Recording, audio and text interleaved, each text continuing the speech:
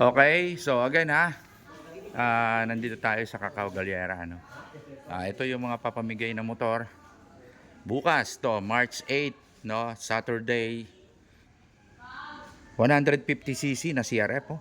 Gwapo. Tatlong Honda Beat plus cash. At ito yung mga aircon cockhouse, no.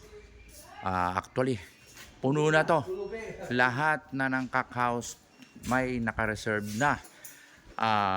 Minimum of 200 sultada ang naka-reserve na. So, yung mga interesado pa na sumali, agapan nyo dahil I think magkakaroon tayo ng sobrang daming sultada, no, dito sa Cacao Galera, no. At kaya yung mga mahilig sa mga quality na fights, punta lang po kayo rito. Punta lang po kayo rito. Nandito po ang inyong lingkod, Jap Gagalak. At makiki-join sa inyo rito sa Cacao Galera.